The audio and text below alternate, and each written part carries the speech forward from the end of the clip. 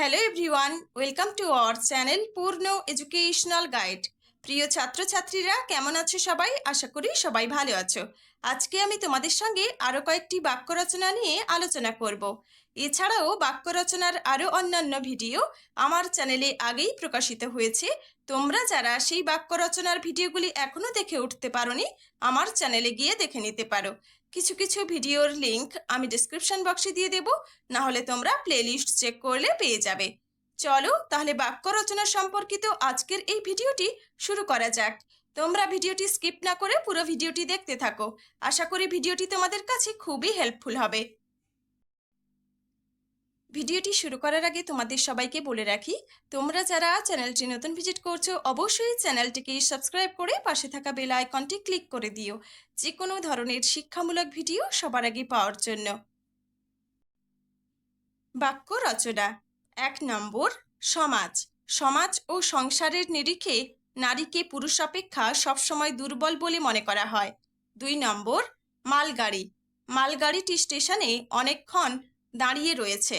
3 নম্বর, লুকোচুরি। মেয়েরা লুকোচুরি খেলতে ভালোবাসে। 4 নম্বর, প্রতিবাদ। আমাদের সকলের উচিত অন্যায়ের প্রতিবাদ করা।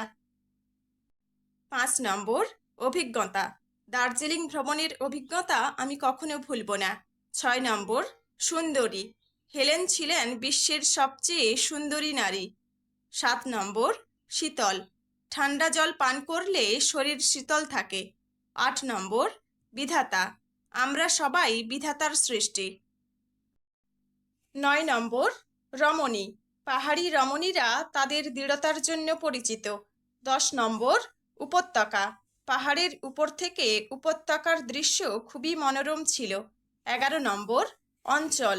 হিমালয়ের পার্বত্য অঞ্চলে অরণ্য প্রকৃতি অত্যন্ত ঘন ও সন্নিবিষ্ট। 12 নম্বর, সৌন্দর্য।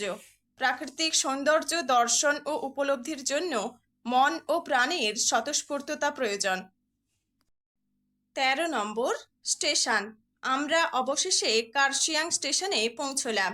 14 নম্বর, কৃতজ্ঞ। আমি সকল শিক্ষকের কাছে তাদের সাহায্যের জন্য অত্যন্ত কৃতজ্ঞ। 15 নম্বর, লেখিকা। বেগম রোকেয়া ছিলেন একজন বিশিষ্ট বাঙালি লেখিকা।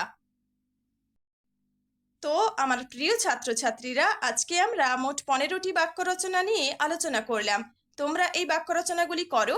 পুরো ভিডিওটি কেমন লাগলো অবশ্যই কমেন্ট করে জানিও। ভিডিওটি ভালো লাগলে আমার চ্যানেলটি সাবস্ক্রাইব করে দিও, লাইক শেয়ার ও কমেন্ট করে দিও।